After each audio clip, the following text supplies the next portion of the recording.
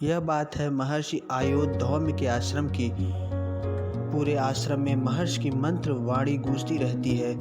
गुरुजी प्रातः 4 बजे उठकर गंगा स्नान करके लौटते हैं। तब तक सभी शिष्यगण भी नहा धोकर बगीचे से फूल तोड़कर गुरु की सेवा में उपस्थित हो जाते हैं। गुरु के शिष्यों में 3 शिष्य बहुत प्रसिद्ध हुए। वे परम गुरु भक्त थे। उनमें बालक आरुणि भी एक था। एक दिन की बात है, सायंकाल अचानक बादलों की गर्जना सुनाई देने लगी। गुरुजी ने आकाश की ओर देखा। अरे, वर्षा का मौसम तो बीत गया, अब अचानक बादल क्यों छा रहे हैं? लगता है वर्षा होगी। तभी बड़ी बड़ी बूंदें बरसने लगी। देखते ही देखते मूसलाधार वर्षा शुरू हो गई। कुछ दूर गुरुजी के खेत थे। गुरुजी ने सोचा कि कहीं अपने धान के खेत की मेड़ अधिक पानी भरने से टूट न जाए। खेतों में से सब पानी बह जाएगा, मिट्टी कट जाएगी। उन्होंने अपने प्रिय शिष्य आरुणि को आवाज़ दी।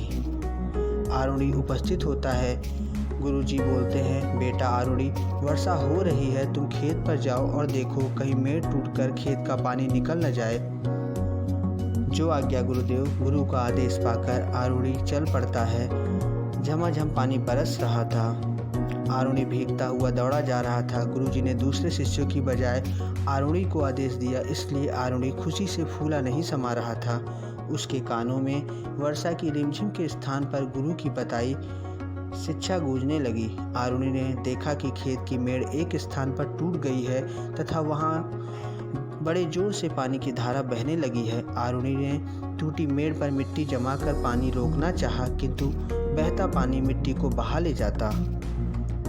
आरुणि कहता है, यह तो सारी मेहनत ही बेकार हो गई, पानी तो ठहरता ही नहीं। मैं क्या करूं? मैं खुद ही क्यों नहीं टूटी मेड़ के स्थान पर सो जाऊं? हाँ, यही ठीक रहेगा। और आरुणि सचमुच टूटी मेड़ के स्थान पर सो गया। पानी का बहाव थम गया।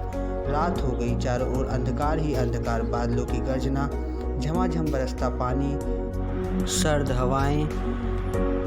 आरुणि का शरीर सर्दी से अकड़ने लगा, किंतु उसे तो एक ही धुन थी, गुरु की आज्ञा का पालन।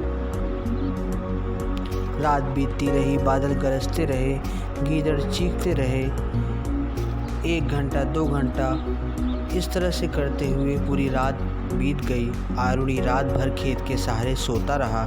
सर्दी में शरीर सुन्न पड़ गया। गुरुदेव के खेत से पानी बहने न पाए, इस विचार से वह न तो तनिक भी हिला और न ही उसने करवट बदली।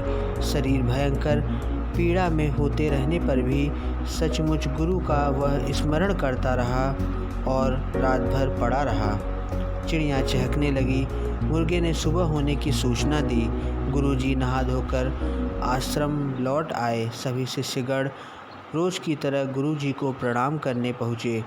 सभी शिष्य आए, लेकिन आरुणि आज नहीं आया। गुरु ने देखा आज आरुणि प्रणाम करने नहीं आया। उन्होंने दूसरे शिष्यों से पूछा, आज आरुणि क्यों नहीं दिखाई दे रहा?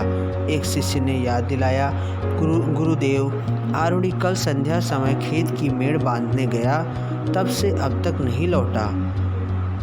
गुरुजी कहते हैं, अरे हाँ, याद आ गया, किंतु वह लौटा क्यों नहीं? कहाँ रह गया? चलो उसका पता लगाते हैं। महर्षि अपने शिष्यों की टोली के साथ आरुणि को ढूंढने निकल पड़े। चलते चलते वे खेत की मेड़ की तरफ जा पहुँचे और आवाज़ देते हैं, बेटा आरुणि। किंतु आरुणि का शरीर सर्दी से इतना अकड़ गया था कि न बोला जा रहा था, न हिल डुल सकता था। एक शिष्य बोलता है, वह रहा आरुणि, वह तो मेड़ के सहारे पानी के बहाव में मूर्छित पड़ा हुआ है। सभी वहां पहुँचे। उन्होंने मरणासन्न आरुणि को उठाया, हाथ पांव की मालिश की। थोड़ी देर बाद आरुणि को होश आ गया।